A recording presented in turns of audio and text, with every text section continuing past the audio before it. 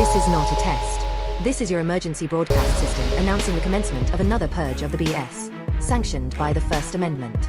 Frustration levels 0 to 100 have been authorized for use during this purge. All weapons are restricted. Government officials have not been granted immunity from the purge of the BS and shall undoubtedly receive the smoke. Commencing at the sound of the gong, any and all BS, especially unnecessary goofiness, will be purged without prejudice. Police, fire, and emergency medical services will be available, but they will be busy because they too will be watching the purge of the BS. Blessed be those who have already been victims of some BS. May God be with you all.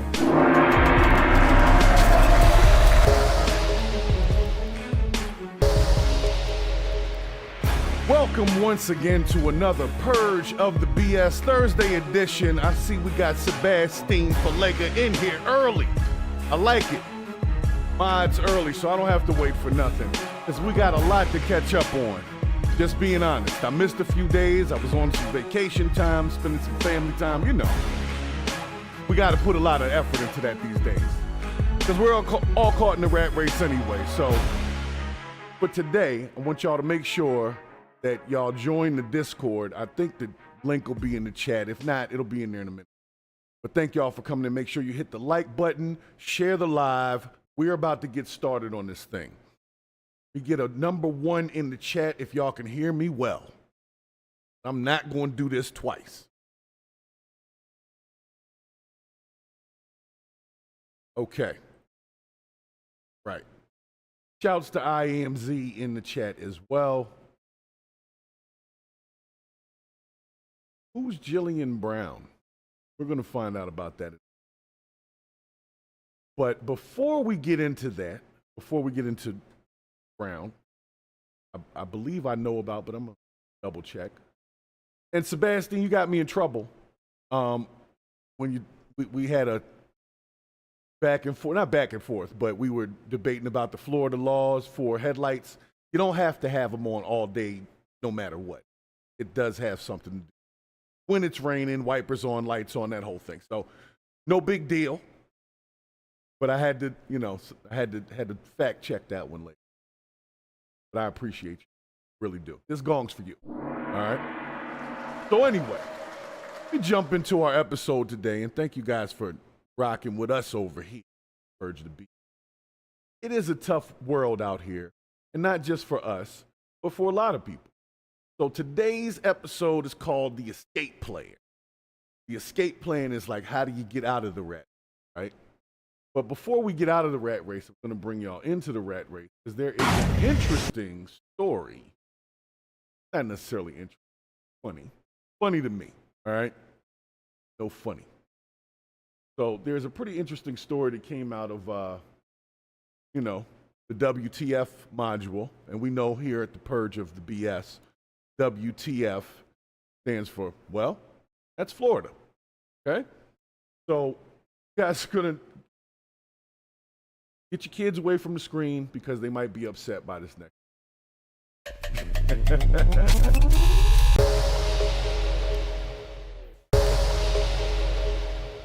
New details into the arrest of Chuck E. Cheese, or at least the man who was dressed up as one.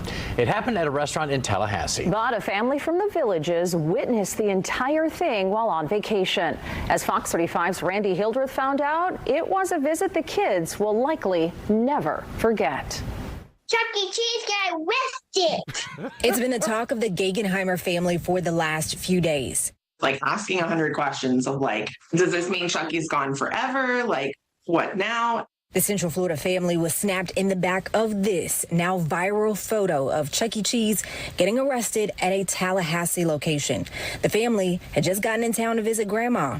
4-year-old Lizzie says she was nearly ready to help Mr. Cheese. I just didn't want him to get arrested either. She's gonna go help us, then she saw the police and bam. Mom says Lizzie had just taken a picture with the character, and 6-year-old Jenny was about to take one when police walked over. I was in the midst of pushing. Hold on a second. I'm just going to say the obvious. This is going to traumatize these kids for a hot second. I mean, they're very young, so to them, Chuck E. Cheese is actually there. Like, whoever's in there is actually Chuck E. Cheese. So they probably will never want to go to Chuck E. Cheese. Bring up bad memories. Jenny towards Chucky. The cop grabbed one wrist and another one grabbed the other wrist, put it behind his back, told him not to resist. And like at the same time, I'm pulling my kids away. Like, what's going on in the midst of this? According to the arrest affidavit, the man in the costume was Jermel Jones. He was arrested for credit card fraud.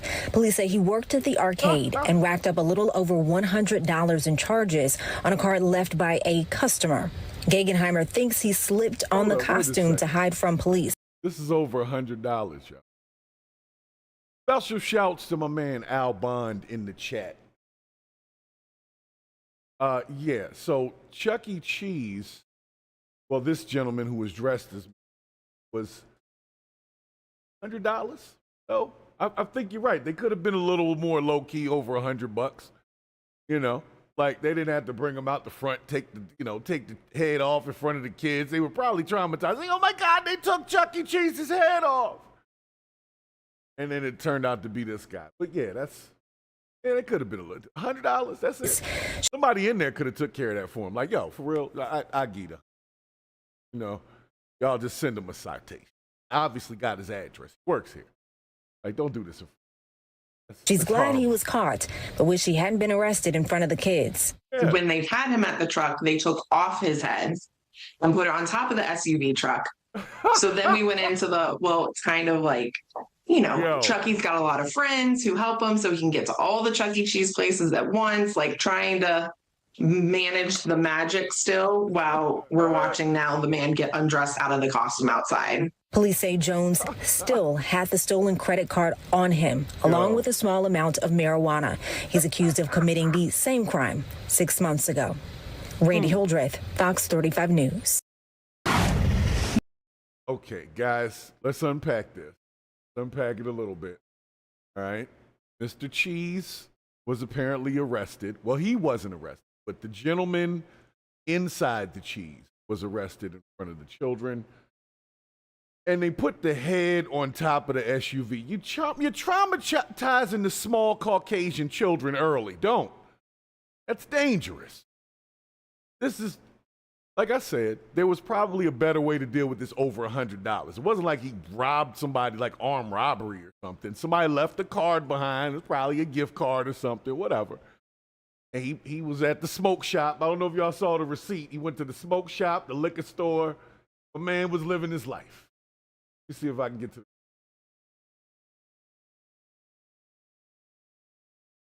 Cade and racked up a little. Here we go. Smoke shop, the Tony Mart, the meat market. I don't know what Time Saver is. Whataburger. I mean, this guy's not living that well. He got a couple of charges off. But yeah, I think over $100, they probably could have done it. It happens. So I had to cover it because people were, the whole script that came to me was that Chucky got arrested. I had to see what that was about. I didn't know if he was diddling kids. I was actually happy to hear that he just stole a credit card. I'll be honest with you. A left behind credit card. Like, he didn't steal a purse. Somebody left it behind and he was like, hey, thank you. Or whatever, took it upon himself. But I'm just glad it wasn't, he was messing with the kids in the back at the bathroom area or something like that. Much more acceptable crime. So obviously life wasn't doing great. You see the receipts. So I'm through with this guy.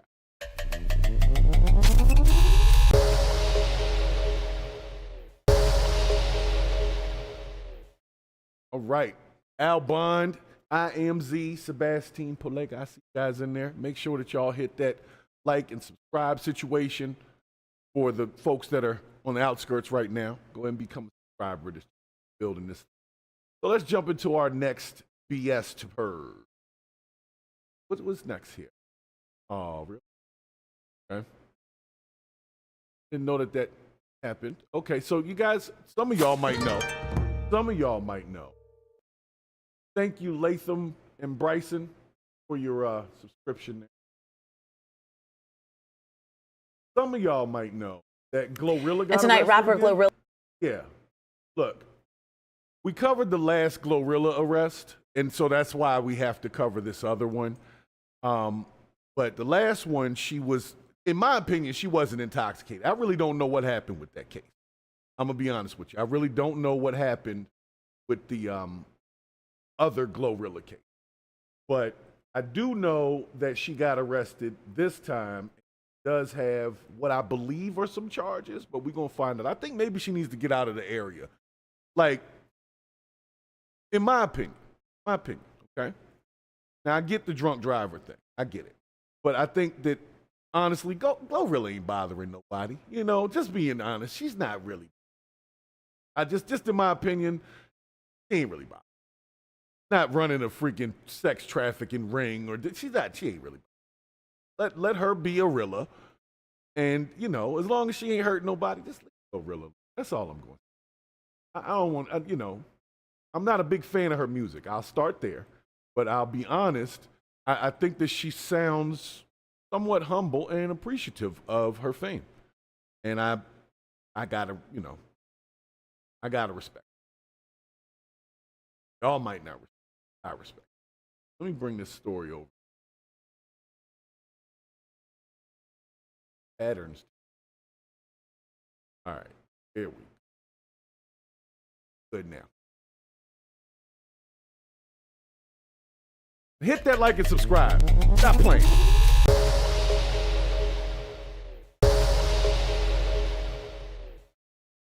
Jay Coleman, what's up? I see you stopping in the chat over there. That goes for you. So nonetheless, guys, let's just go through the damn story. It is what it is. And tonight, rapper Glorilla is facing charges in Forsyth County after she was arrested this week. But the sheriff's office says it all started after 3 people broke into her home. The Forsyth County Sheriff's Office says deputies responded to her home Saturday for reports of a burglary. They say that 3 suspects were in the process of stealing when someone inside shot at them. Well, the sheriff's office says that the suspects left and they were not located after an extensive search. Well, the sheriff's office says while deputies were there, they smelled marijuana, and then they got a search warrant from the home, and authorities said that a significant amount of marijuana was discovered inside the closet of the master bedroom. Well, the rapper, whose real name is Gloria Woods, she was not home during the burglary or this search, and she was charged with felony possession of marijuana and possession of a Schedule I controlled substance. Well, on Tuesday, Woods turned herself in and was released on that same day on a $22,000 bond. Well, the investigation into the burglary continues. No suspects have been arrested. And the rapper's attorney says that Woods' family, they were staying there when this burglary happened. They called law enforcement for that crime, not expecting a search warrant to be issued. Yo. They also say that Woods is a victim here. Hold on. All right, let's unpack it. Let's unpack it briefly. Okay. Someone broke into her house. Let's just start there. Okay. Then someone inside the house, rightfully so, decided to shoot at that person. That person left, or those persons left. And they then called the police. The police arrived. And I guess they checked the scene. And somehow they got the odor of marijuana. And what did they get? An instant search warrant? For the whole house? This definitely smells funny. Oh my goodness. Let me just be, I'm no lawyer, right? I'm no lawyer. But in order to search an entire house, like to the point where you're going in closets and stuff like that, you have to have a search warrant. So if you see, it's this other thing called plain view. Like if you see a pound of weed in the foyer, as they would call it, then okay, that's one thing, right? But if you smell that somebody might have been smoking in a house at some point, how do you get a full-blown search warrant to start going through the whole house immediately like that? I don't know. That sounds kind of crazy to me. Yeah, I don't know about that. And she wasn't home, but she got arrested. Nobody else got arrested. So yeah, that's not gonna fly. That's not going to fly right there. I'll tell you right now. I'm going to tell you right now. I smell bullshit. Y'all got it. So, Glorilla, I hope that you sue some people over this because they've been messing with you. They've been messing with her lately. Because this is that's crazy. They called the police, and the police searched the whole house. How did that even happen? How did that translate to that's what we're here to do? When they were there responding to a burglary. So what are they searching around for like burglary clues? And man, this is Glorilla, you do your thing, girl. You'll be all right. Don't worry about that shit.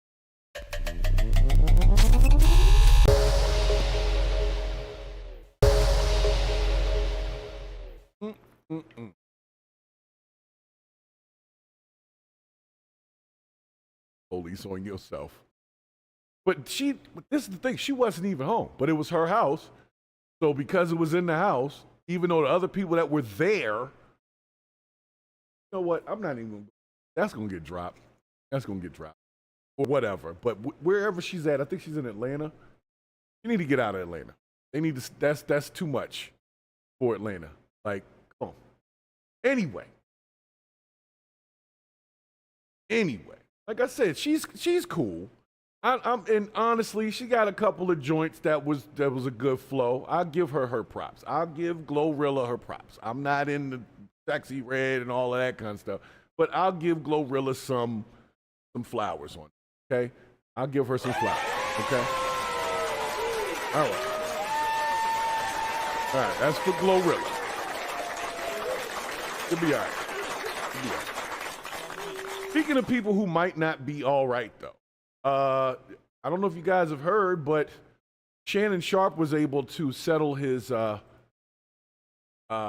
SA case outside of court, but it apparently had a more expensive effect after the fact. And it looks like he has now lost his gig with ESPN. And, you know, I kind of feel bad for him, but this is the kind of stuff that happens. So, Shannon, you're going to get, this sounds for you. All right, let's go over the story here, guys. Hold on, let me get the situation again.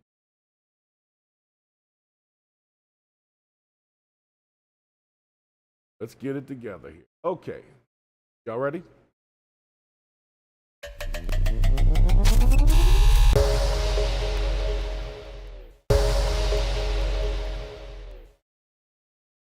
All right. So ESPN has chosen to remove Shannon Sharpe from its network. Now, granted, he's been off the network for a little bit after this whole thing came out about him with the young lady. And here's the thing. The man didn't really break the law, according to what they were saying. So why did he have to pay $50 million for that? Like, now I'm confused to a degree. I'm confused. Like, he just, you pay $50 million for her to stop talking about it? Like, it's already talked about. So you paid $50 million, and then you lost your job that was offering $100 million. Shannon Sharpe podcast was going to go to ESPN. That was the long-term plan. And they put it on pause when this whole thing came out. And that's why I'm like, damn, he lost the bigger bag over what? Like, what did he have to pay for, is what I'm saying. At this point, if he wasn't criminally, like, he wasn't a criminal. So there was no criminal case. It was just, he just paid her to shut up and stop talking about it. Like, I don't get it, man. So let's go over the story. See if there's anything else. That's pretty short.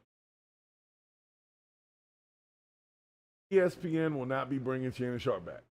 Says, Houston attorney Tony Busby, that guy, he said the case had been settled without prejudice.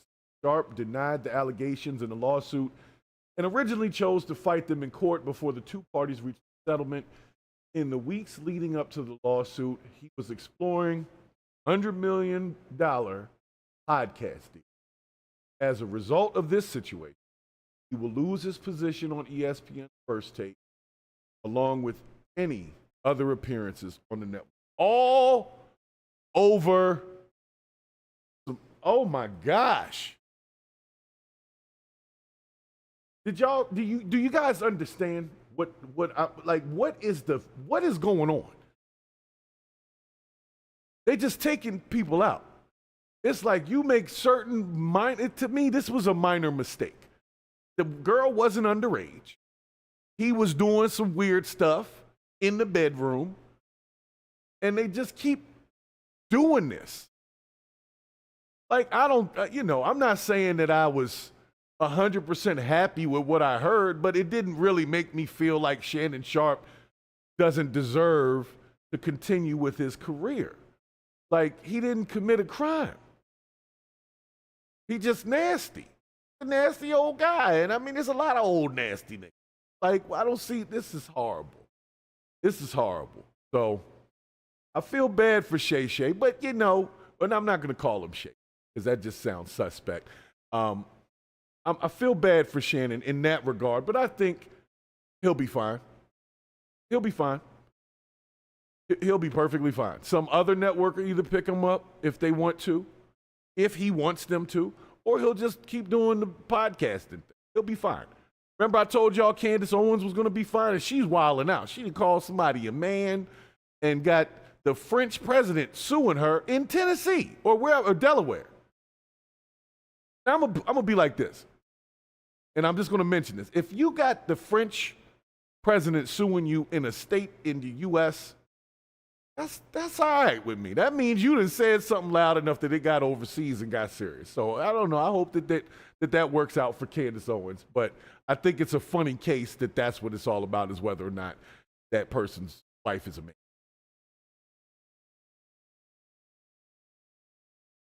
All right, so Jay Coleman, Shannon Sharpe was paying a OnlyFans model chick type and having weird sex with her. Like, this is the honest truth of what I heard in this case. He liked some weird stuff. She would do it. He liked to put his hands around people's neck and play, slave and master's wife. And, he was into some weird stuff. So that's what he did. But it wasn't illegal. So I'm just like, what is he paying for at this point? Like, it's already out, so you might as well just be like, yo, I like playing, I like doing some cosplay type of stuff. Just own it and move on with your life. So I don't know. But just like some others, I think Shannon Sharpe will be fine. He'll be fine. So, but yeah, hey, we need to stop that. People are nasty, y'all. Like, people are nasty. If you turn off the lights and the cameras, people get into some really nasty stuff on their own. And I don't think we should fault them for that. I just really personally, unless they're doing something with kids or doing something with an unwilling participant, leave that shit in their bedroom and keep it out your mouth.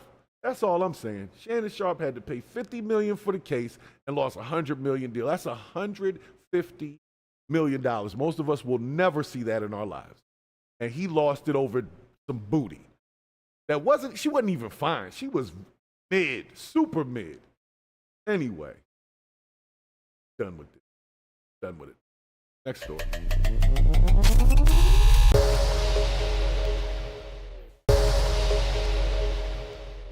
All right, so Jay Coleman, I hope I got that information. All right, what's next? It's Shannon. But like I said, I think Shannon Sharpe will be fine because there's somebody else who will offer him some money, and he'll be fine. He's fine. Even if he's not, he was already fine. Like, he already had some money. So even if everything stopped now, Shannon Sharpe fine. All right, what's next? What's next on the list here? Okay. All right. Well, not here. Got some bad parenting again. All right. Apparently, we're covering bad parenting again. So if you're a bad parent, you might want to tune out for this one. But you guys are not going to believe this. Apparently, a baby got left. But we're following a developing story in a driveway. Is this in Florida again? Oh, my God. You know what we say to that? Well, that's Florida. So I can't believe this. Let's bring this over here. And make sure you hit the like button if you're just getting here.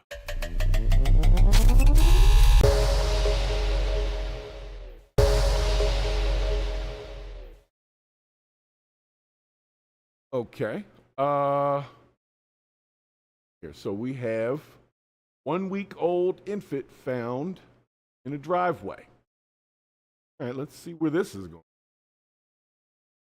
Hold on, I got just my text here. This is huge. Fade that. Let's move this story along. Yeah, y'all aren't going to believe it, but apparently a 1 week old baby got left in the driveway. I don't want to hear about what color the mama was. Let's just focus on the baby, okay? But we're following a developing story right now in Orlando. Police tell us they found a 1 week old baby abandoned outside of a home on the hottest day of the year. Wow. Yeah, the baby was found in Orlando on Lido Street off Cimarron Boulevard in its car seat. Channel 9's Ashlyn Webb is live there now. Ashlyn, what have you learned about the condition of this baby, again, just 1 week old? Yeah, we know that the baby is in good health, but we're told by neighbors it was this driveway that you see right here where that 1 week old baby was found. The baby was in a car seat. This was about 7:20 this morning when police say someone noticed this baby just sitting here. We tried to speak to the people living at this home, but they shut the door in my face. But we're told by neighbors that Orlando police were here throughout the morning, along with the Department of Children and Families, asking neighbors if they saw someone walking in this area or a car that drove through here. Police are asking neighbors to search any video surveillance like Ring doorbell cameras. Orlando police are searching really for any lead they can on who this baby is and who are its parents. Several neighbors I've spoken to have. First of all, I gotta pause. I can't believe that this is really a story, that someone drove up in a car because the child was in a car seat and just dropped a 1-week-old baby. Like, what the hell is going on? A 1-week-old baby in a driveway in Florida. If you put all this together, it's just diabolical. It's just diabolical. I don't know what's going on with people. Like, first of all, this is America. You could literally drop a baby off at a police station. That's a much better place to put it if you're going to drop a baby off. But of course, people don't want to face charges or whatever. But isn't this United States? Isn't there a thing where you can drop a baby off? I mean, I don't know. I never dropped my kids off like that. But I heard that, like, if you just don't want your kid, you can just drop them off at an orphanage or a fire station or whatever you want, a hospital, and they'll figure it out. CPS will get involved, and they'll go do whatever they got to do. I didn't know that you had to face criminal charges for that. So I'm gonna let it finish. But I'm just saying, we got to start thinking about the mentality of these people. It's hard to find them because we don't think like this. None of us would think to take our newborns and drop them off in hot driveways in the middle of Florida. It wouldn't make sense to us. So how do we get these people out of the general population? They're a problem. And I don't care what color they are. This is a thought process issue. That's why I'm saying I don't want to hear nothing about that, because it ain't just one side or the other. There's some screwed up people out here that do some goofy shit weekly. And sometimes it hits close to home. And you never know when that time's going to come. So you got to look out for these folks. They're diabolical. Noted just how hot it is out here. It's horrible that somebody could be going through something really bad. You know, there's a desperate situation. Like, you shouldn't be desperate. So I hate to, like, say anything bad about the mom or anything. Who knows? Yeah. She could have been under duress. Like, all right, I'm gonna leave that Again, alone. people are noting just how hot it is outside. Luckily, it was a little bit cooler this morning, about 79 degrees out here, but we don't know at this point how long the baby was outside. Was it a few minutes or was it overnight? We're still asking those questions. As soon as we learn more information, we'll update you on air and online at WFTV.com. But for now, reporting in Orlando, Ashlyn Webb, Channel 9 Eyewitness News. Okay. All right, I've had enough. There is something in the water, certain places. I'm not going to say Florida as an entirety. I'm going to say these United States. There's some folks that just don't have it all together. Like Sebastian put in there, you can take them to a church. Like I said, I know that there's a whole thing behind this, that there's it's a freedom of something. There's a whole law behind it that if you don't want your baby, there's some safe places you can drop your baby off. Don't throw them in the trash or leave them in the middle of people's driveway. What if the people didn't see the baby and drove out of there and drove over the baby? You know what I'm saying? Like, just traumatizing everybody. Just passing out trauma. That's what they're doing, passing out traumatic experiences. Imagine when that child grows up and somebody may tell the child that story. And they got to be like, damn, I was trashed. They left on the curb like an eviction. But that's crazy. They evicted the baby after a week. You're not paying your rent. I'm just playing. Baby's alive, so I can make jokes. Okay? Calm down. Yo, that's crazy. That's crazy. All right. Done with this story.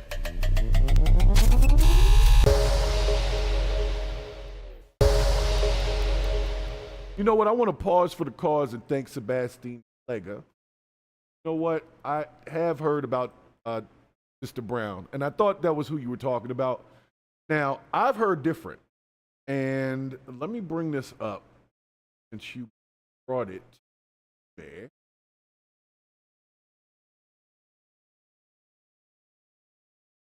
Give me a second here. I'm bringing up something so that everybody, because I have heard this recently. But shouts to Kelly Corinne. Because Kelly Corinne, But yeah, at any rate. Let me go ahead and bring this over. she apparently followed the story up. So shouts to Kelly Corinne, one of my content creator sisters, I guess you would say.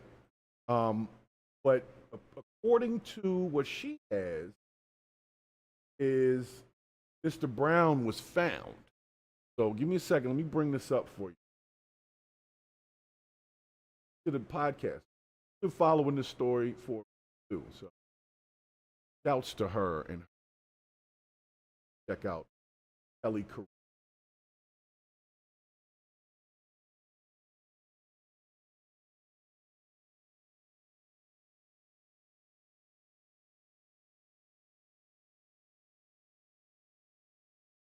All right, let's.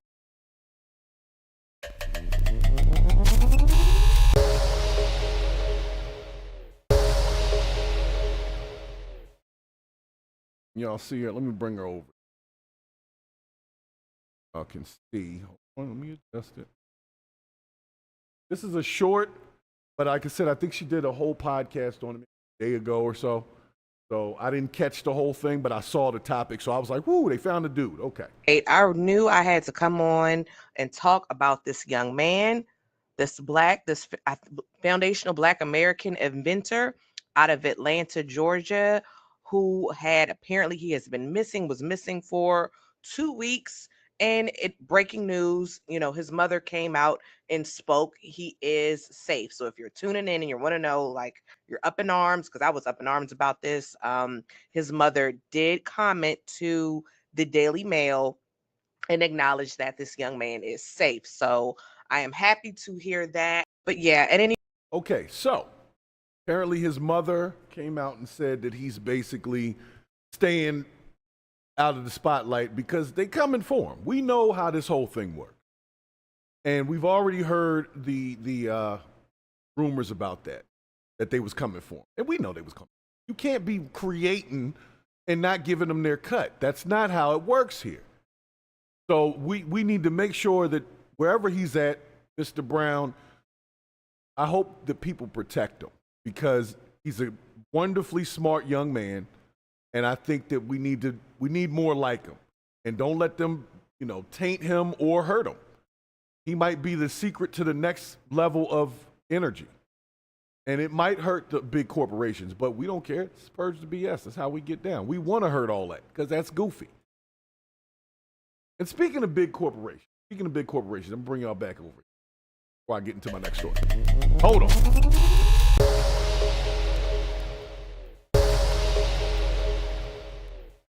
I'm going to say this, Sebastian, and anybody else that's in the chat. When it comes to Jillian Brown, I am upset that all of these so-called celebrities and whomevers, nobody else can make sure that this man is secure. What about so-called, I hate to say it, but so-called gang members? Protect that man at all costs. We don't understand the future yet. But if it's in this man's brain, let's make sure they don't get a hold of him the wrong way. That's all I'm saying. If you know where that man is at, make sure they don't do nothing to him.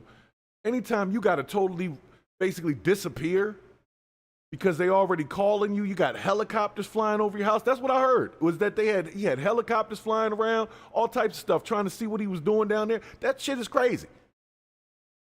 So yes, protect that man at all costs. All costs. Anyway, y'all make sure you get into the. Okay. All right, we got a couple more here, and we're gonna get into our serious piece in the end. I'm gonna mess y'all head up at the end. Bait and switch, baby. All right. So what happened now? Ronnie D? Is this Ronnie D? So DeSantis, what the hell is what's going on in Florida? They wilded. Let me bring it over. Apparently Ronnie D got in trouble. Well, not in trouble. Somebody got upset with him at a news conference. And this is a couple of days old, but like I said, the podcast, I was off for a few days, so I had to catch up. Okay? So let's take a good look over here. But apparently called him a pedio. And you know what a pedio is. So let's see what happened.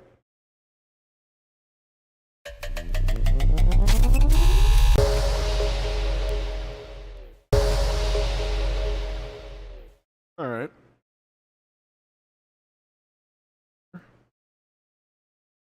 Bring that back a little bit. The print is so big. There we go. Bring this over. All right. Sorry, guys. I had a technical issue as well, so I have to reset a lot of stuff here that wasn't set before. Nonetheless, let's see what happens to Ronnie D. Up a little bit because he talks slow and I.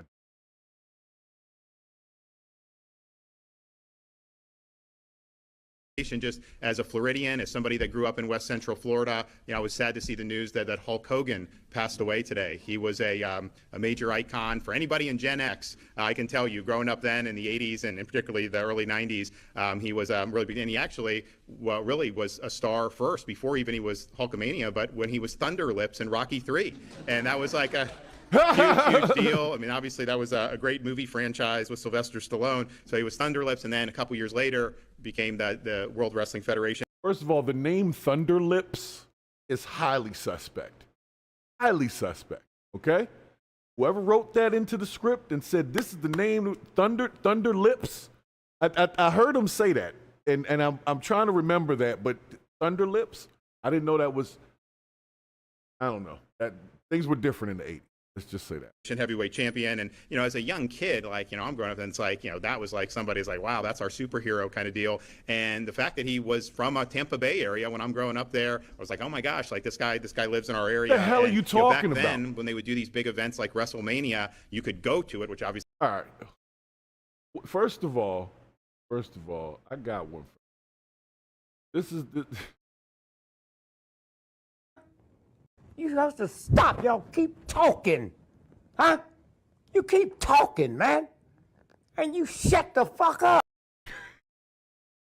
Obviously, I wasn't in a position to be able to go to, but they didn't have even pay-per-view where you would pay for it on the cable. They had closed circuit, so you could go to like a venue and they would play it on like a really big screen. And so like the first few WrestleManias, I think were like that. And I remember WrestleMania 3. He was up. Hey, stop. Right there. That's where we have it. Okay. Jeez. Ronnie, hold on. Bring the playback speed. All right. So apparently somebody said something right.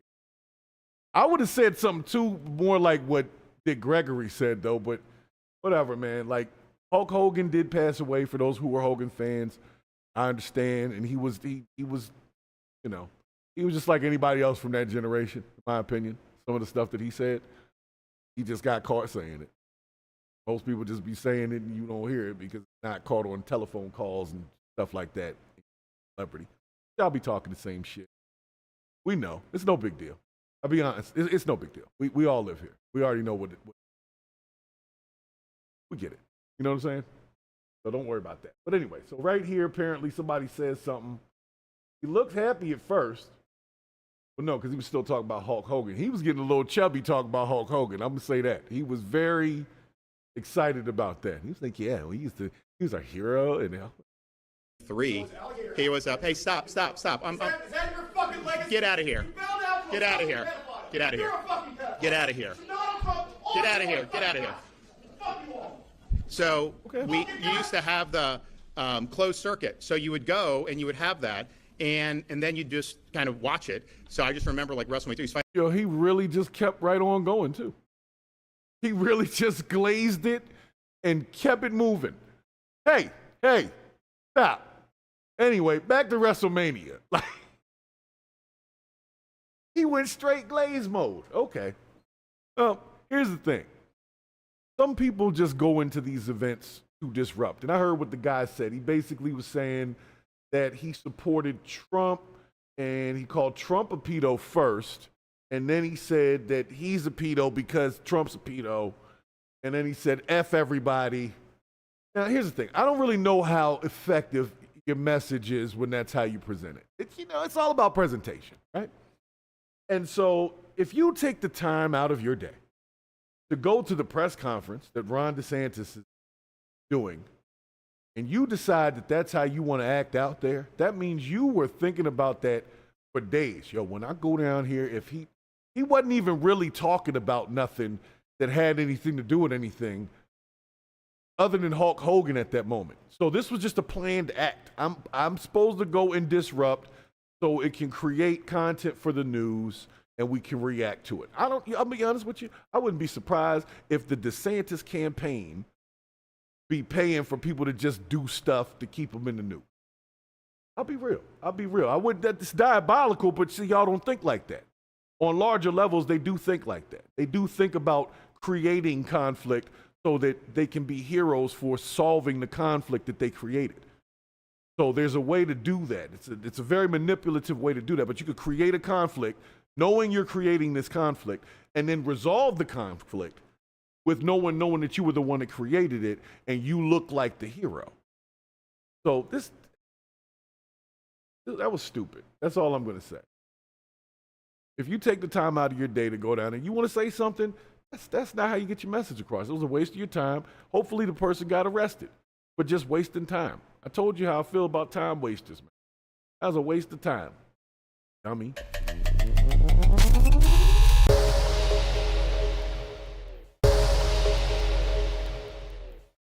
Anyway.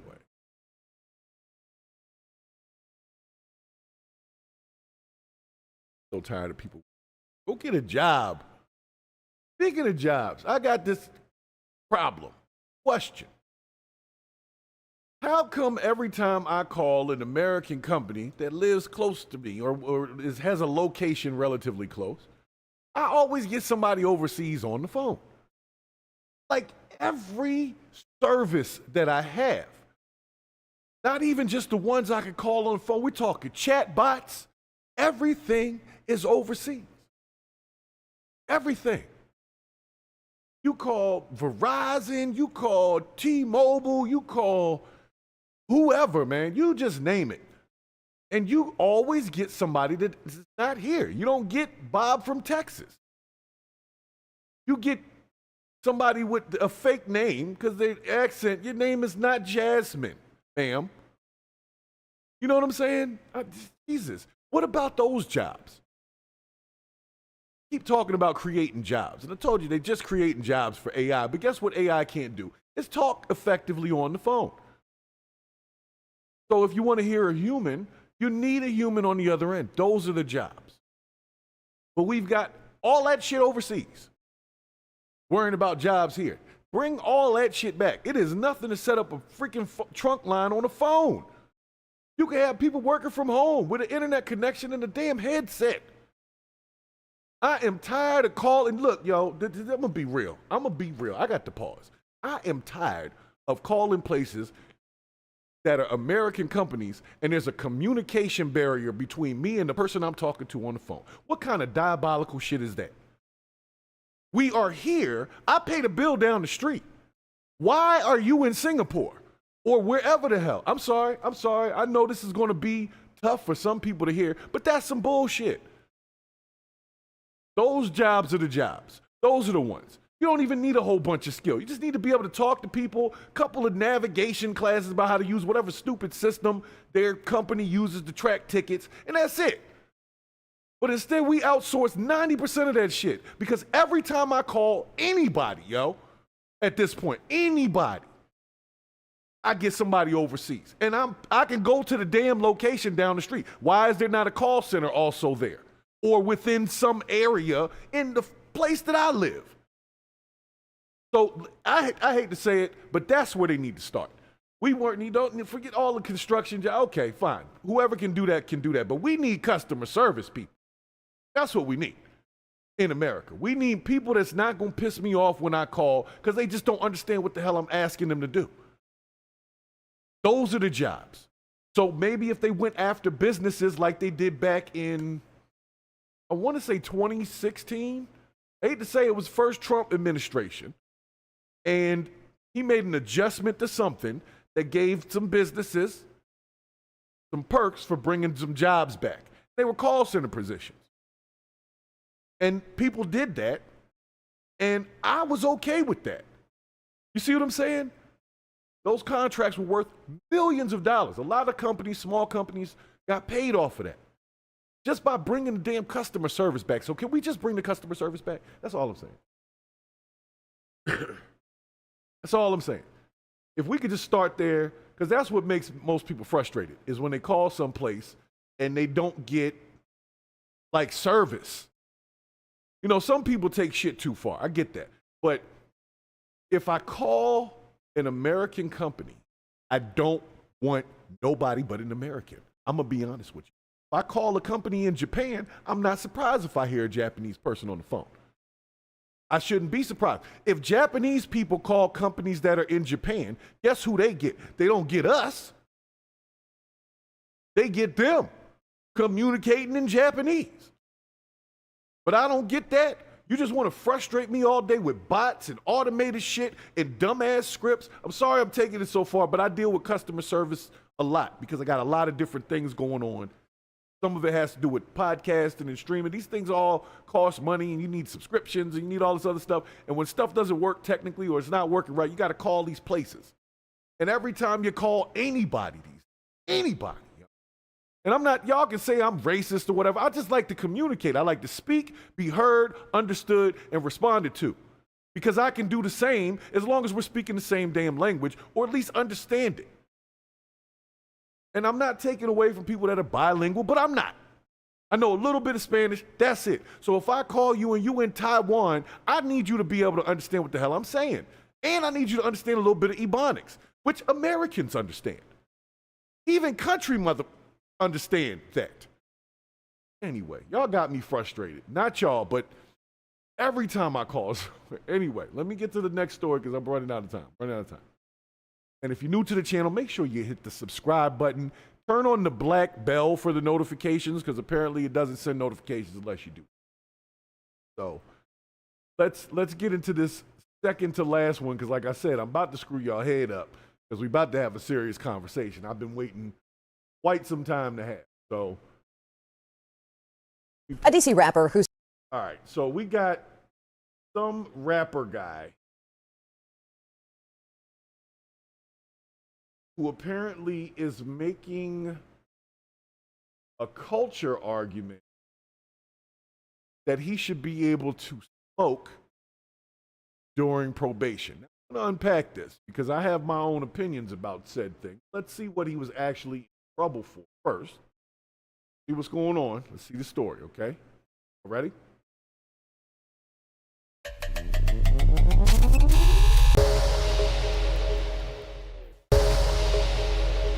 All right. Rapper who served jail time for firing a gun inside Tyson Corner Center will remain free even after he was found guilty of violating his probation. One of his violations was smoking marijuana. His attorney said it's an essential part of rap culture. But as Northern Virginia Bureau Chief Julie Carey reports, first of all, did you hear it? His attorney argues that smoking marijuana is a part of rap culture. I mean, that's all. What are you talking about? It is part of the culture. He can't not do that. What are you talking about? I'll bring it back in case you missed it. That's what was said. That's what was said. It's part of the culture, man. What are you talking about? Get back all the way to the beginning.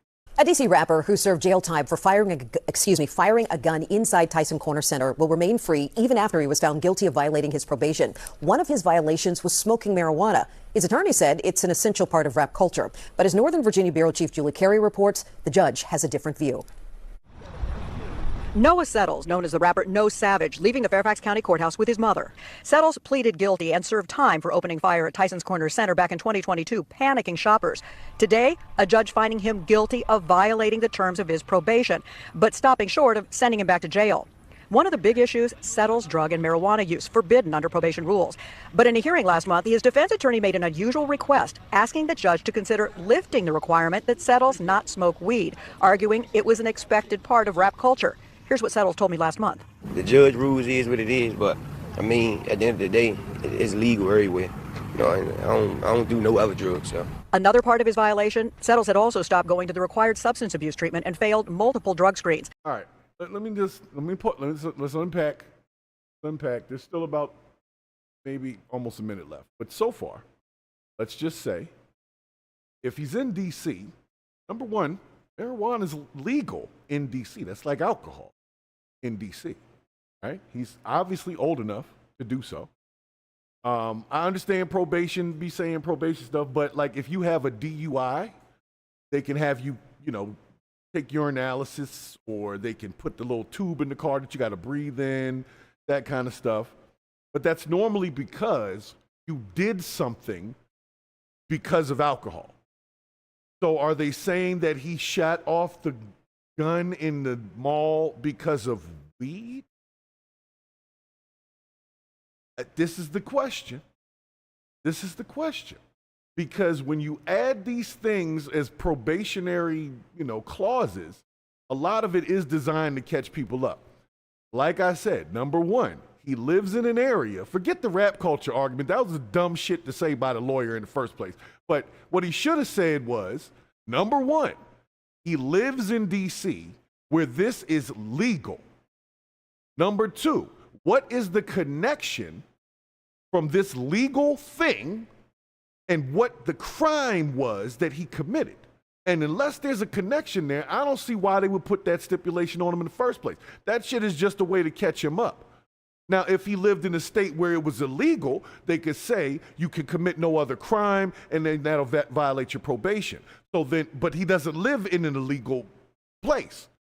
So what the hell? Do you understand what I'm saying?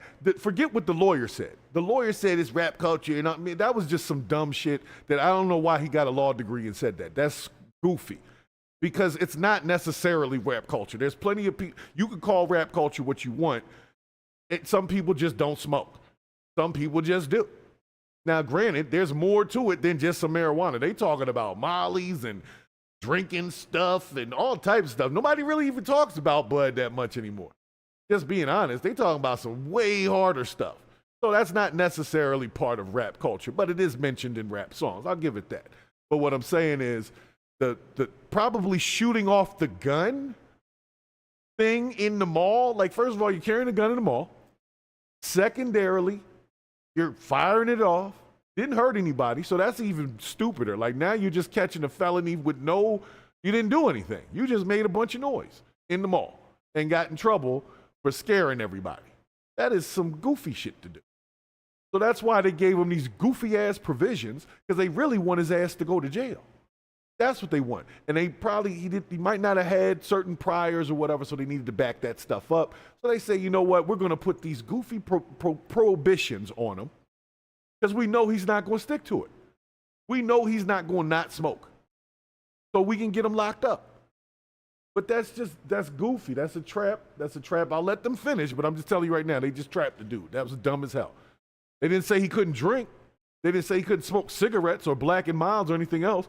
Why did they target that one specific thing if that wasn't somehow what they thought connected him to the crime he committed?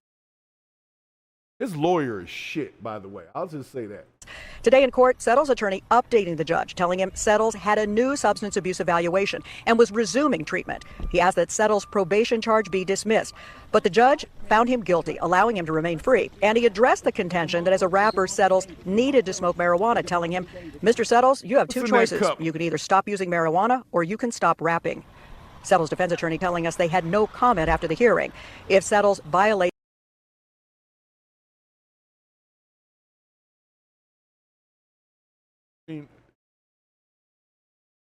Go on, man.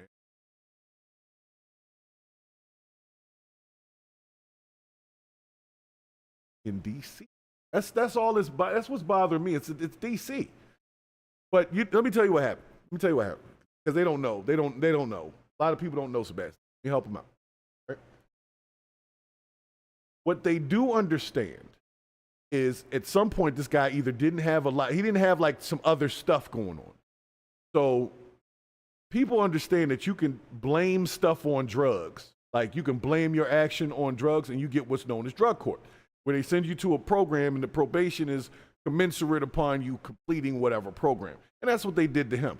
So I'm sure in his testimony, somehow they connected weed to the whole thing. And that's why that became a thing. Because you wouldn't bring it up unless you felt like there was a drug thing going on. If you're just on regular probation, then that's fine. You just can't commit a crime, and using that substance in your personal time was not a crime or against the law. So he wouldn't have had to deal with that. But because they added drug court to it, that's what it was. He took the plea of, I wasn't acting right because I was smoking weed. That's his fault. That's all his fault. That's why the judge put that shit in there. And now you talk about it's part of rap culture. You might as well just say he's got a contract that says he's got to smoke bud. This lawyer is. I'm just going to say that. That was a goofy move in the first place, but I understand they were trying to get him out of a felony, possession of a firearm, discharging a firearm in a public place, disrupting the public, reckless endangerment. There's a list of charges you can catch doing something stupid like that. You don't have to kill nobody. You see what I'm saying?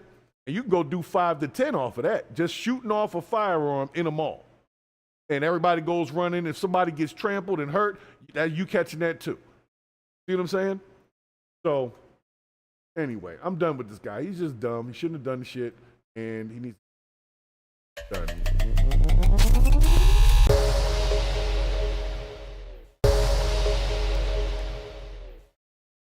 Like I said, I purged the bullshit. Notice how I purged the bullshit on both sides. The judge part, the DC part, the fact that he did the gun thing, all of it. That's all the bullshit. You got to purge all of it. Can't leave any of it unturned because then it sits there and starts to stink worse. So, I have come to the part of the show where y'all are about to be pissed at me because I am going to get into some serious shit. Because Donald Trump came out and said that there is an issue in Gaza. And because of that, it's okay to now talk about Gaza.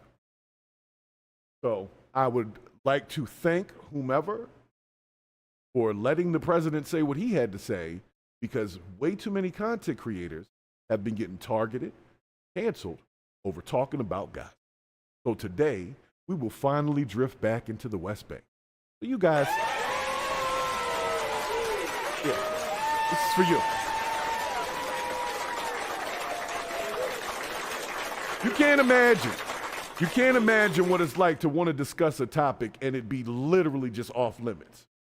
But now it's back in the playing field. And I told y'all about media blackouts and how those things can distort the perception of what you see. But there is definitely something going on, right? I don't know what it is or isn't, but there's definitely something going on. So since our president, because he is the president of these United States, since he has decided to speak about this, are allowed to now talk about it. So I'm going to play what the president said, which is now the green light for us here to now discuss. And if you're not with the discussion, that's on you. But it's time to put this out. It's time to talk about it. Got through the bullshit. Now it's time to get to the realness.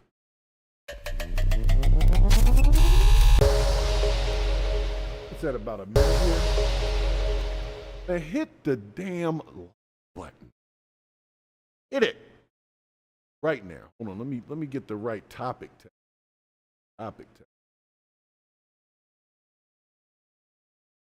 So apparently,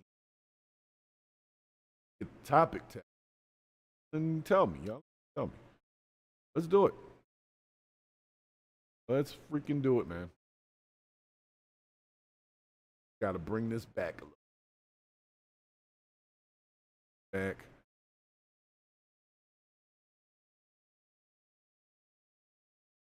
And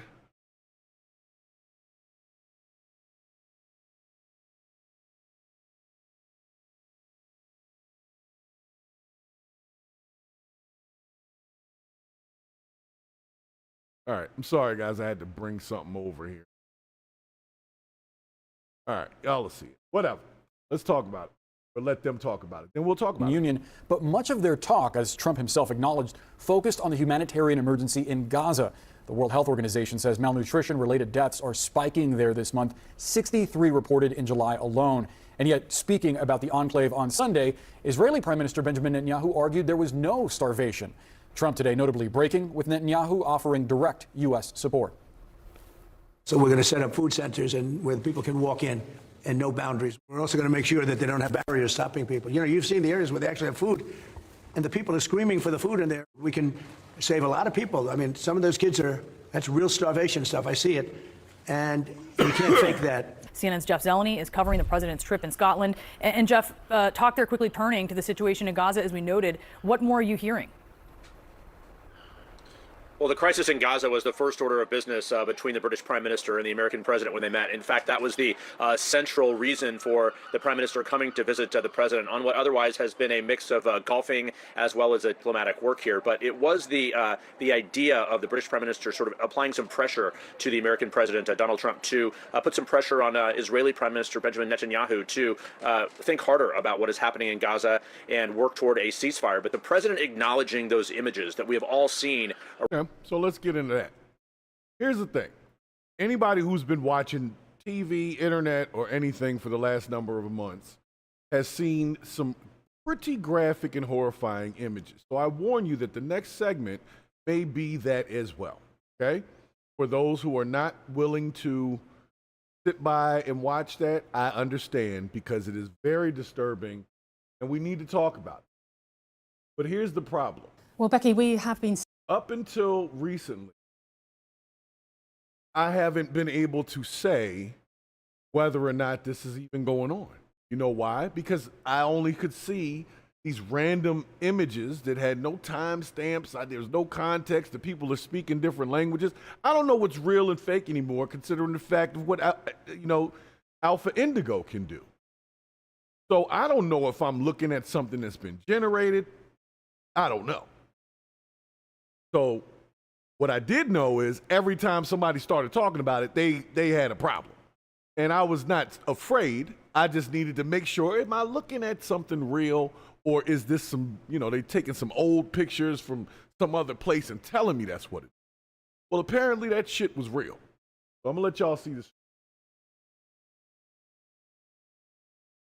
We heard from the Ministry of Health in Gaza that they say, I warn you, some of these images will be very disturbing. 3 days, the youngest of them just 3 months old.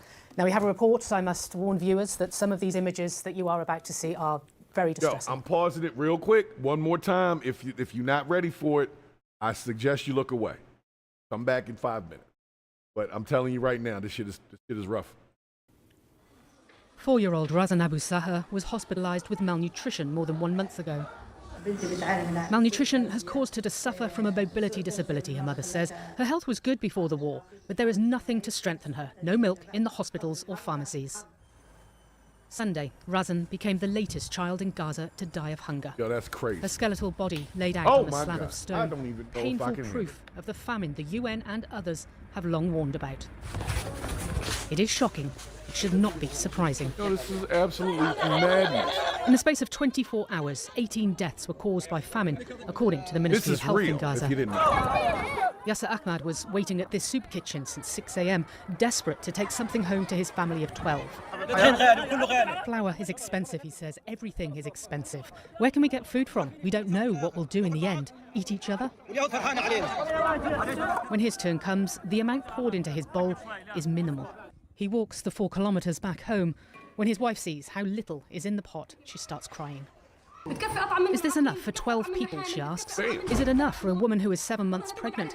Even a 1-year-old child wouldn't be satisfied by this. Pouring the watery soup into one bowl, the family eats together. The father allows himself just 1 spoonful.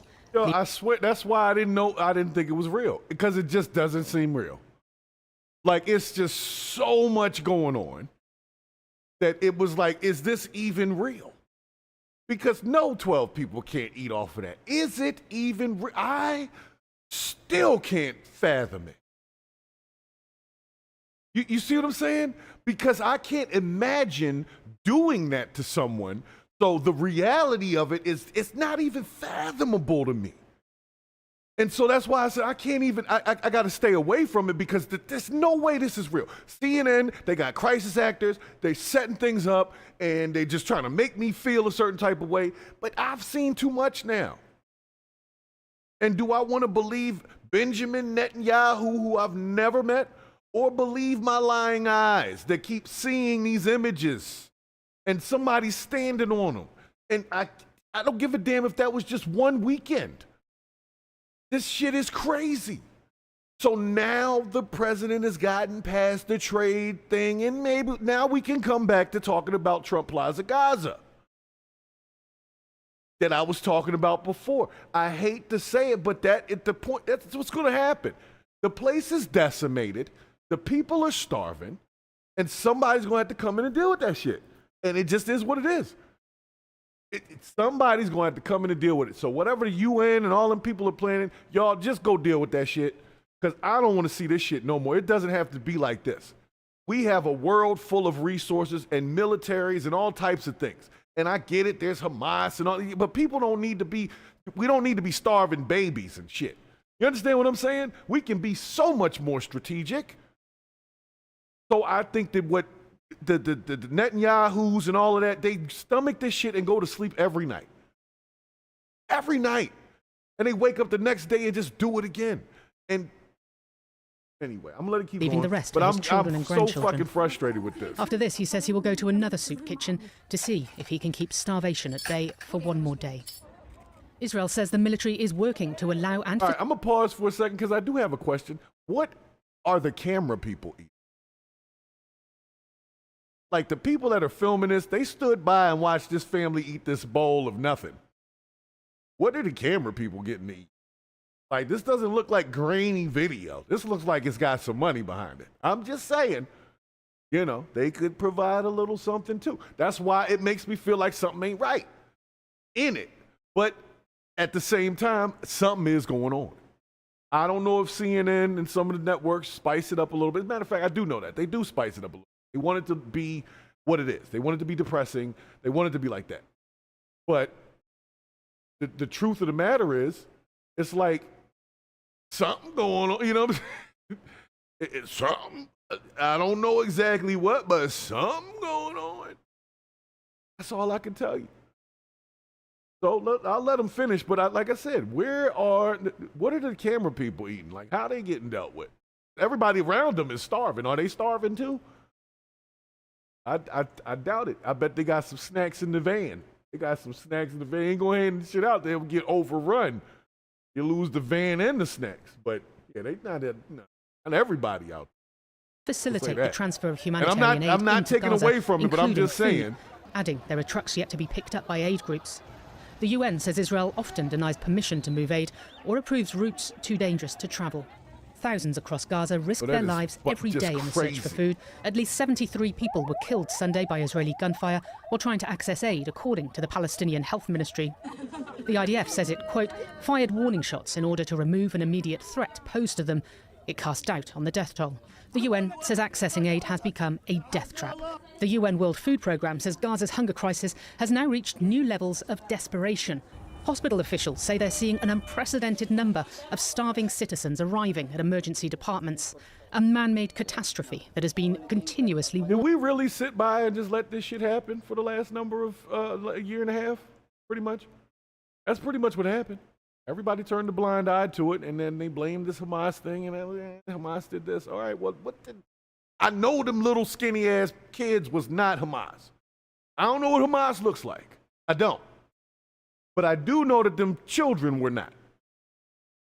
And they don't deserve that shit. They don't even know the world yet. These are babies, man.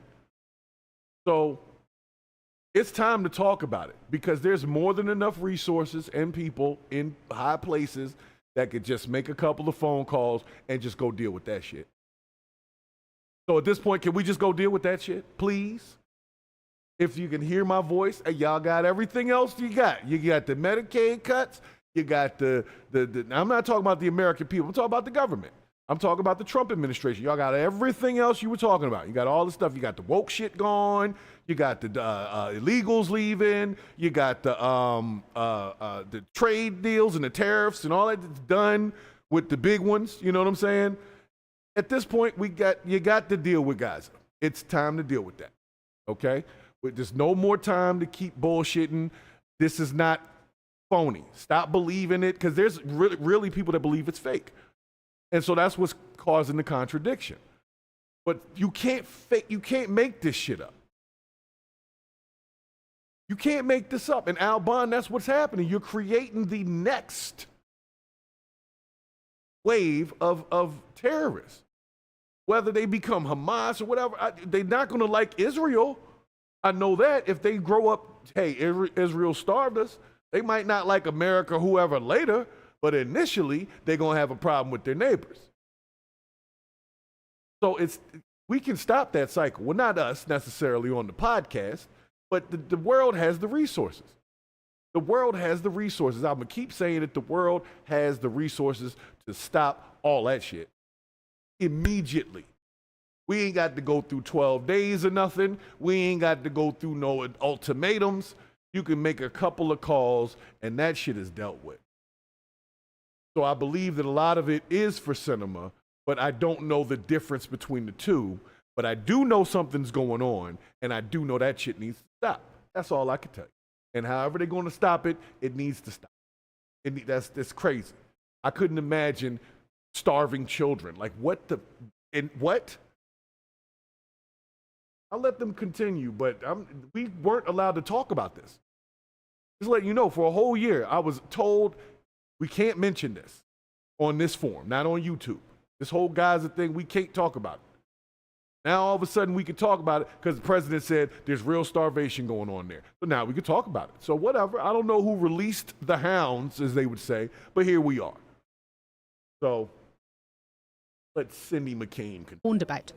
No one can say they didn't see crazy, this coming. Yo. That's why I had to There's been pause a statement it. as Just a well lot to from take in. foreign ministers of more than 24 Western nations, including the UK, France, Australia, Canada. It's stronger than it often is from these countries, saying that the suffering of civilians in Gaza has reached new depths. Also saying, quote, the Israeli government's denial of essential humanitarian assistance to the civilian population is unacceptable, saying the number of people that have been killed while seeking aid is horrifying. Paula, thank you. Hey, and we warned you those images would be distressing, and they were, I'm afraid.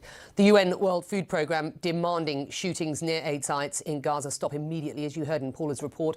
Dozens of Palestinians were reportedly killed by Israeli fire on Sunday. I'm going to pause that because that's a whole different story. I mean, that's just, one, it's they keeping the stuff out.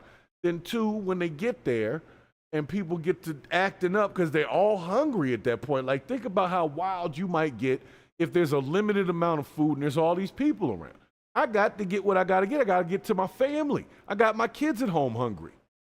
So shit be happening. So that's why I'm saying we got to have more than enough resources. You can't have a limited supply, pull up on the block, and think people are going to just let you hand the turkeys out nicely.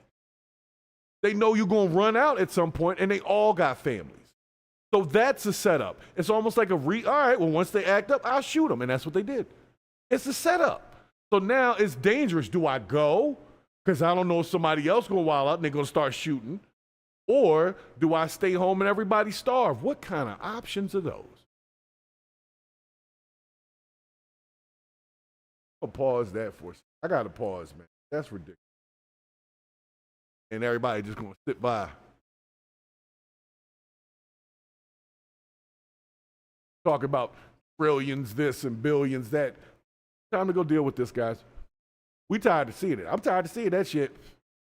I'm gonna be honest with you. I'm tired of seeing that shit. Just like we used to get tired of seeing the starving babies with a white lady late at night that would bring the little starving kids on and 19 cents a day kids. Ain't nobody want to see that after a while. Like, it's just depressing. They had the flies on their eyes and shit. I don't want to see that. I want you to deal with it. That's what I'm saying. I'm not saying I don't want to see it like I don't want to care about it. I don't think it should exist in a world that has all these resources and all this money floating around. It just doesn't make sense to me. It really doesn't. Couple of calls, you could have a whole distribution system going on. They can get some healthy foods and shit and get some, what's the little joint? Nature's Table or whatever it is, the little, the little joints. And you put some water in some MREs and stuff like the military gets. Drop a bunch of that shit. Like, this seems like a resolvable thing to me. But anyway. The issue is what this lady's talking about here. When the people show up, now they're getting shot at, so people are losing their lives trying to get food. Then on the other end, they starving with no food. Freaking ridiculous. And yes, I hated those commercials, Albon. I hated them. They bring that little dog on with the tongue hanging out the side, quivering. Oh, it would make me look in my wallet. I'm not even gonna lie. I was like, oh man. That dog just be like that with his tongue hanging out like that. Somebody got to help him. with the one gray eyeball. You know what I'm talking about. They really put it on you. So that's why it's hard for me to take this in, because I know they can put it on you if they want to. And so I'm like, well, maybe this is a culmination of a bunch of different places, and they put it all into one and said, this is Gaza right now. But apparently, this is real. That's all I'm saying. Drop some MREs. I done had some MREs in my life that are not bad, okay? I'm going to be honest with you. They're not bad. And you can drop a whole stack of them, and all you need is some water. That's it. Now, granted, they have a water issue too, so damn it. But the water's being controlled by Israel, and Israel don't want to give them no water. So that's probably why the MRE thing might not be the best option. They get crazy and piss in it. I don't know. I'm just saying, I believe that the water is also a problem. Let me let this story finish up. As the organisation tried to distribute badly needed food. Well, I spoke with the WFP's chief, Cindy McCain. We spoke earlier today, and she explained in detail what happened. This is one of the worst tragedies we've seen so far in this particular war. What happened was we had clearance to go through the Zakim gate. We were through the gate. The Israelis had, as you know, they clear everything and they decide when and if you go in. And we began our trek down the road, and what we saw were thousands of people running towards us, and they were hungry. They're starving, and all of a sudden, the Israeli tanks, Israeli guns, Israeli weapons from all kinds started firing on the crowd. And it was just, it's something that I hope never happens again. But more importantly, our group, WFP, our people that work for us were there too, and they were put in grave danger as a result of that. No humanitarian aid worker should ever be a target of anything. Well, this follows a trend over the last 2 months where over 800 Palestinians have been killed around aid distribution sites. The majority of those are 800 people killed trying to get food in a month? What? This is a lot to take in. That's why I'm saying, you know what? I got to open the gate on this because it's been a lot. I've been trying not to follow it because of that. We couldn't talk about it. We weren't allowed to. But this is a thing that to me should be resolved with a little bit of coordination between a couple of folks, Trump and a few people. Go over there, drop some MREs, get some water going from Israel or whatever, and just resolve this. We don't need to keep doing this shit. We don't. If it's money, then pay the money, man. Like whatever it is. But that's just crazy to take out 800 people who were there to get food. That means they might have had families. They could be children. We don't know. But this is what happens. You come up with a limited supply of food. It's like you're baiting the people to start fighting over it because that's what's going to happen. They're all hungry. And she said tanks. There's tanks and shit sitting there shooting at people. This is not normal, guys. I'm sorry, I'm sweating a little bit. It's not normal. And I think us sitting by acting like this is just some shit that's going on because it's not hitting close to home is just, all right, we can't do anything. I can't fly over there anyway. But I know we got the resources. So people were getting in trouble for supporting this. We had people get kicked out of school. We had people get arrested. We had people get deported. We've had so many people go through things just trying to say, hey, can we pay attention to this Gaza thing for a second? I think it's resolvable. And to this day, it still hasn't been dealt with. But now Donald Trump said something. The French persons said something. So we'll see if those words actually turn into action. Because to me, it shouldn't take that long. It really don't. It's a couple of calls, and you move a few things in there. You send some planes over.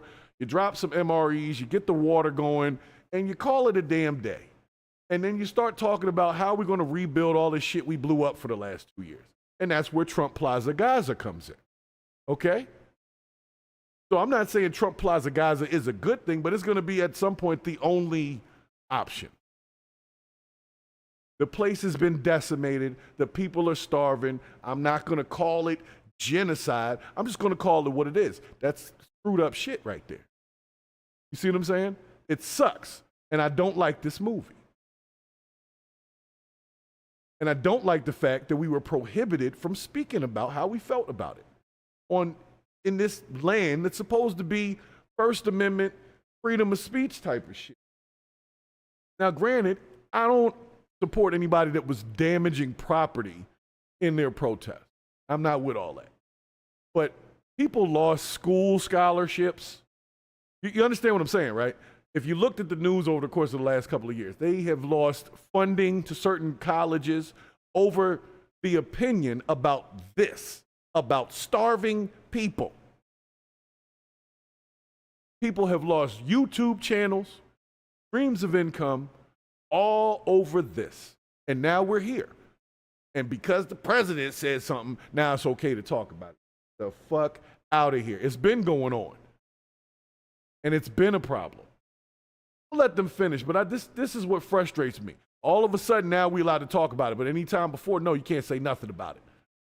Ridiculous. Ridiculous. And they'll probably come for me on this video to say I'm spreading some misinformation, but hey, this is CNN. It's supposed to be a reputable source. Talk to your people, not me. At the controversial US-backed and Israel-supported Gaza Humanitarian Foundation.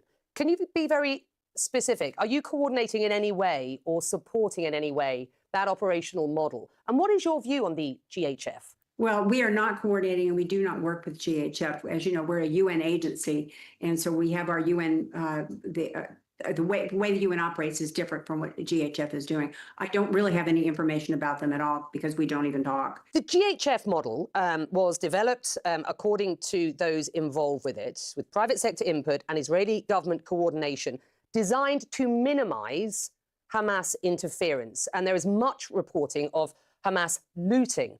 Is there any evidence to suggest that that is correct? Have you seen any evidence of that? What is the picture on the ground? Well, the picture on the ground is terrifying. Under no circumstances do we want any armed groups involved in or watching over or guiding us in whatever way they feel they should. Armed groups are not necessary and we do not want them. We want to deal in safety and with the guidance of humanitarian principles and humanitarian law. When we had full access, we had 400 distribution sites. We were getting in 600 trucks a day. So the capability that we have is unmatched by any other organization or any other foundation with that in that respect. And the truth is, right now, the most important thing we could do is get the food in, and we know where our food goes because we have a system on the ground that is tested and works. And so as far as the looting goes, we view it a little differently. These people are starving to death. It is looting, but they're hungry. And so that does. And it's not Hamas. See, that was the story that we got, was that the reason why they had to cut off the food is because it was feeding the terrorists. They would show up and apparently take the food from everybody else. And so they minimized the food. But I can't tell. I can't tell. I'm trying to say, I don't see that. I see some people hungry. I don't necessarily see terrorists. I see hungry people. And these people are trying to get in there and get food to them. And like she said, of course they wilding out. They hungry. But do you need to shoot them? See what I'm saying? Or do you just need to have some folks there to mitigate the crowd? Maybe organize a little bit. How about try lines? Huh? How about try lines? Numbers. Like, organize the process a little better, and maybe you'll get a better result when it comes to that. That's just an honest truth. I think that part of it is they doing it, they just dropping shit out the sky, and everybody's running at it like a bunch of rats to cheese, and fights break out. But maybe if we organized it a little bit, maybe if you got a few people on staff with all of these millions of dollars that we got floating around, maybe you could organize the shit and cut down on all the goofy shit. That's just me. I'm just outside looking in, just saying. It doesn't seem like this is not a resolvable issue. You see what I'm saying? This seems like something that these powerful people could resolve. So to me, it's like, what is the benefit of stretching this out any further? I get what Netanyahu's benefit is. He gets to stay in power and he doesn't want to get out of the seat. I get it. That's his benefit. But what about everybody else? What does it benefit us to just watch that? It's like you might have to answer for that later. Just being honest. I don't know, like I said, I don't know what happens at the end, but just in case you get to the gates and you got to answer for some shit, you don't want it to be that you turn a blind eye on starving children. See what I'm saying? So even though I can't do anything about it, my voice being spoken is going to get a lot further than my pockets can. So that's what I have. That's my platform. That's what I have to give at this point. But I would do more. I would talk to their people about organizing. Can we do lines, y'all? Can we find a way to organize this thing so it's not complete chaos, which is causing people to be injured? There's a reason why we do it. Put some stanchions out or some shit. I don't know because I'm not looking at it on the ground, but she said it was thousands of people. You have to regulate a crowd of thousands of people. You cannot have people just everywhere doing whatever. It is going to turn into a melee. It will.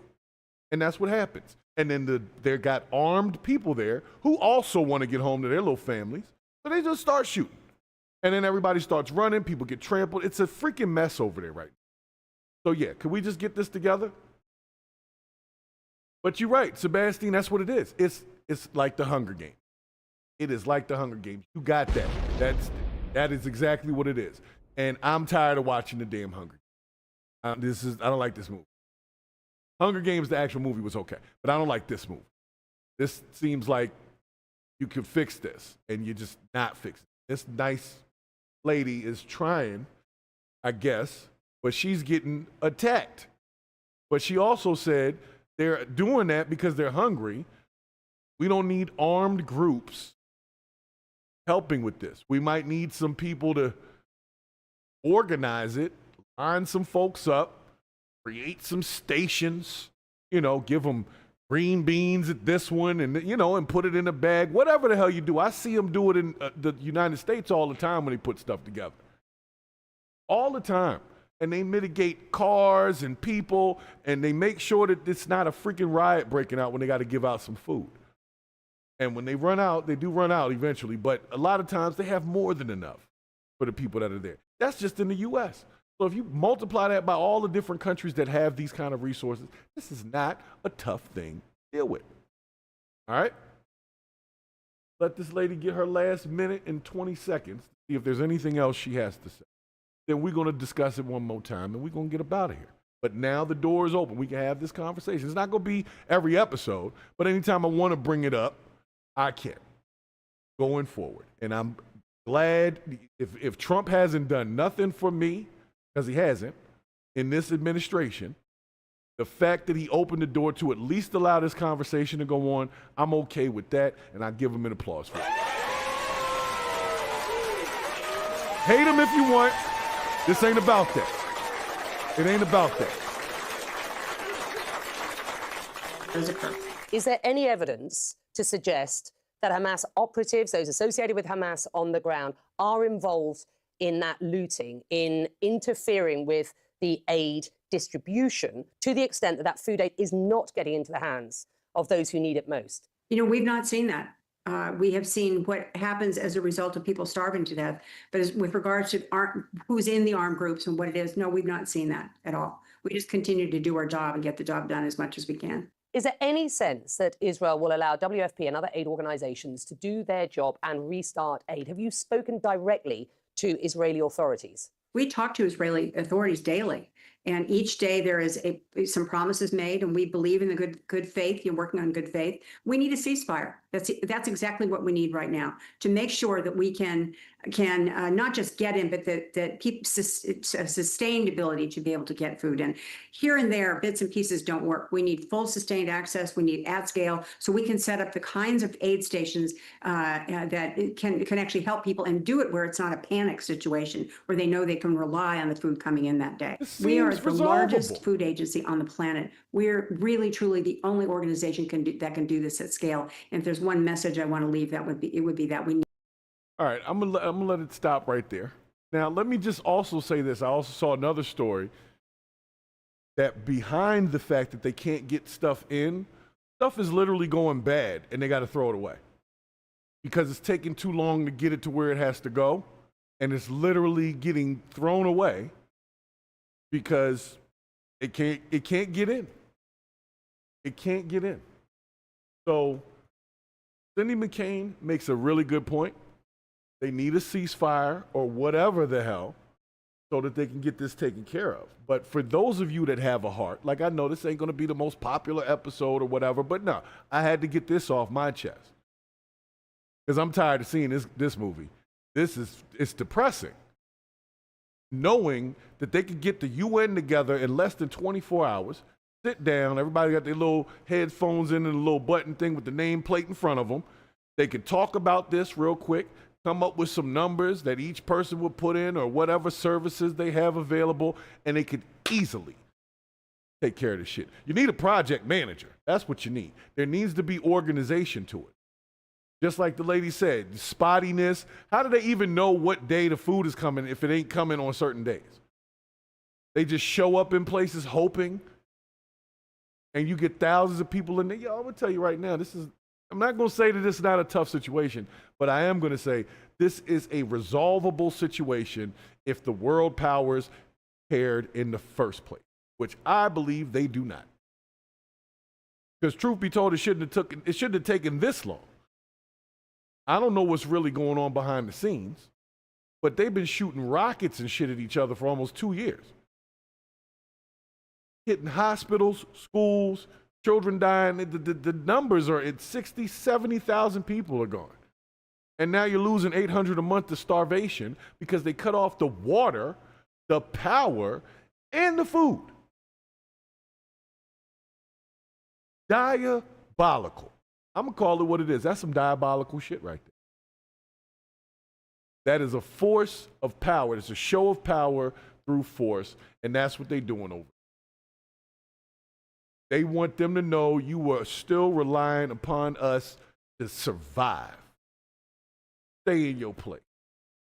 That's why Hamas is pissed in the first place. That's where the conflict comes from. And I can see why that would be a conflict. Not saying I want to be part of it or fight for either side, because that's not the life I live, but I can at least speak on it.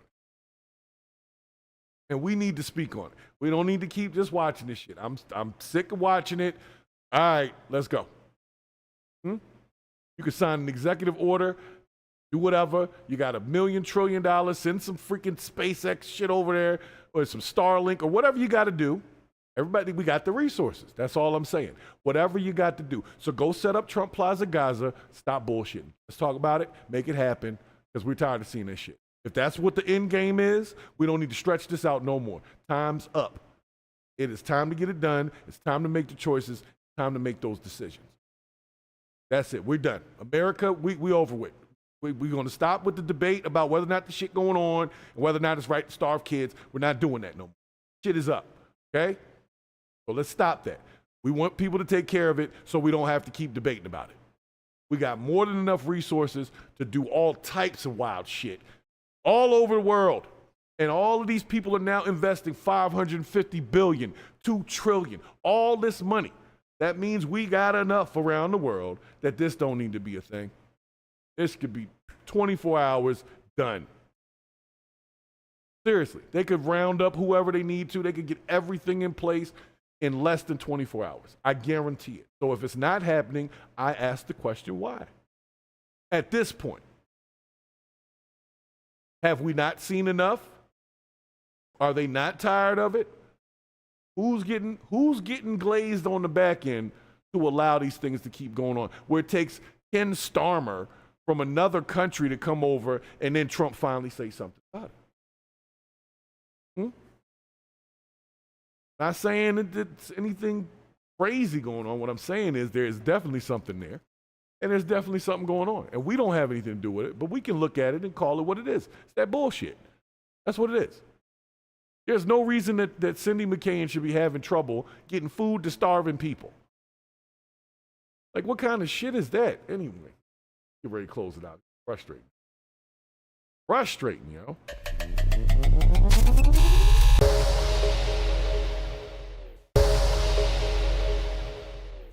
Shouts to Mike G's in the chat over here. I see you stopped in as well. I'm getting ready to get out of here because I took it to a serious note, and I know that scares people away. They come over YouTube, they just want to laugh and get AI slop fed to them. You know, I'm not going to feed you AI slop, but I will at some point incorporate it more into what we're doing here. because people want to see wild shit. Okay, I'll generate something wild for you. But right now, it's about the realness. We'll get to entertainment later. Right now, the BS is stacking up, and we have to have an escape plan. The only way to escape it is to identify it and purge it. The bullshit must be purged. You're not going to tell me that we can't help starving children. You're not going to tell me that we can't make sure that our people here in America are okay at the same time. You're not going to tell me none of that. I done seen way too much money moving around between AI and all that. You're not going to tell me that we can't use cleaner energy. You're not going to tell me that we can't hit up Jillian Brown and take his idea of making waste into freaking diesel. You're not going to tell me we can't mass produce that and create a new energy source that way with our trash, like in Back to the Future. Remember when they put the shit in the back and it was basically fuel for the damn time machine? We got a man creating fuel out of trash, out of repurposing trash. And we're not trying to jump behind that and make sure that, hey, let's all start doing that. Not us as people, but like, why not incorporate that into the situations? Because there's businesses that would lose money initially. They'd have to change their business model. They'd have to change how they manufacture. But at the same time, those same manufacturings are basically toxifying the people that live in the areas around them. All the refineries, the petrol plants, all that's why it stink around there. And people get cancer and stuff. And we just poison in the community like that, and nobody says nothing about that either. So it ain't just this Gaza thing. It's all over. But we have the resources. It's just we don't get to make the decisions about where those resources go. We don't. We just watch the news. I just cover the news. Nobody called me and said, hey, how you want to deal with this Gaza thing? See what I'm saying? Nobody calls us. We just hear the information. So all we can do is ask that this conversation be on the plate and that they can try these things. But y'all need to, I'm telling you, there are inventors out here. There's people that get suppressed in all types of ways because it will change the mode of business that we all were born into. These systems existed when I got here. I just didn't know they existed until I grew up and was like, oh shit, that's what that is? And then you trace it back and you're like, oh, well, this was here a long time before I got here. Just like refining and all that kind of stuff. These processes existed in the industrial manufacturing and all of that. When we got here, they were already mass producing pretty much everything. And they just change based on what's the, supply and demand, and they build new businesses. But mass production has been around. People stopped making things by hand a long time ago. See what I'm saying?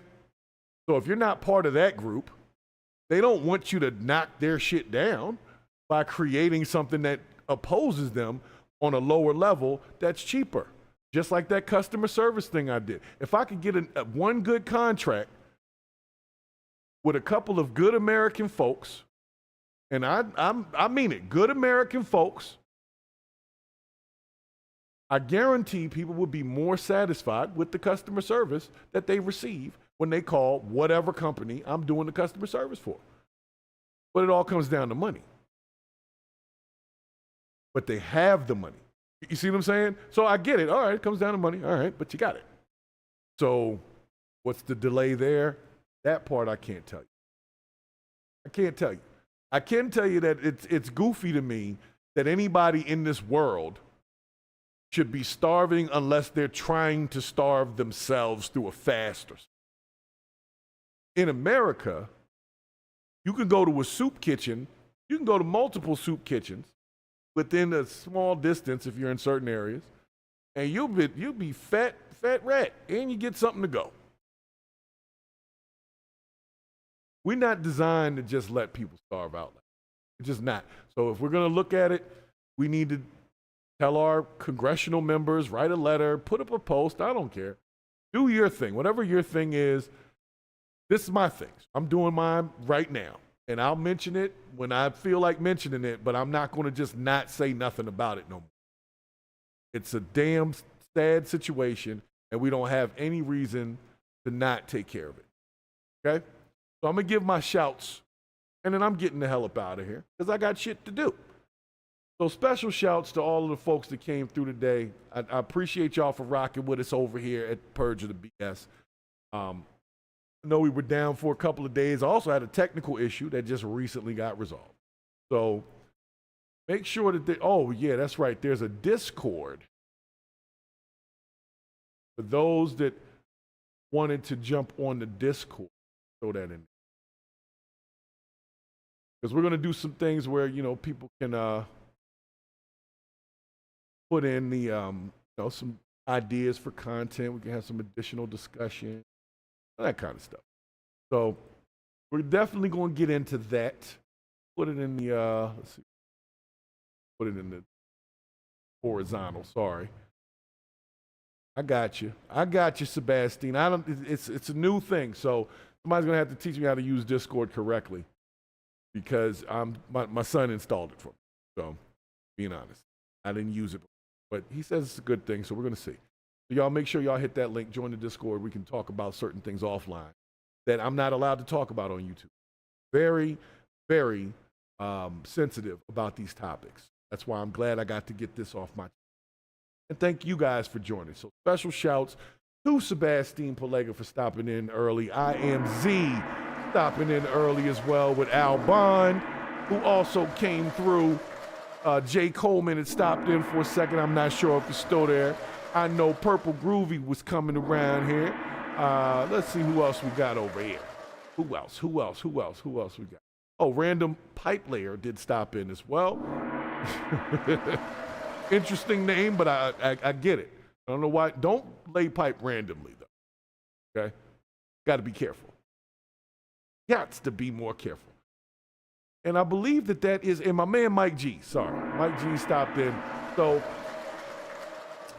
let me be honest with you. This is a new wave. I'm telling you right now, pay attention to what happens now. They got the numbers shit out the way. Now it's time to move into the humanitarian effort. Now it's time to move into whatever I still don't want to hear about this Obama thing. They talk about burn bags. I don't know if you heard about that. Kash Patel found some documents. And all. Look, man, this shit been sitting there for years. It didn't just get there. You digging around. They were supposed to get rid of that. I don't really know if I want to know all of that because all of it already happened and got sort of resolved. And if it wasn't diddling kids or taking somebody out as far as a Erder may, then to be honest, in 2025, I don't care no more. I don't. There's some other shit going on that is way more important than whether or not they got y'all believing some bullshit by using the media, which we know that they've been doing for years. So why do I care? I don't. You see what I'm saying? So we moving on from that because this is the purge. We don't let it sit around too long. We address it, move it to the side. So guys, I know it's a Thursday joint. I believe we'll be back on Saturday. But if not, make sure you check out the shorts, like them, share the channel. Make sure that you become one of the Purge Collective. If you're here, you haven't subscribed yet, make sure that you do. But if you haven't subscribed to this show and this channel, then that, my friends, is the bullshit. And we out.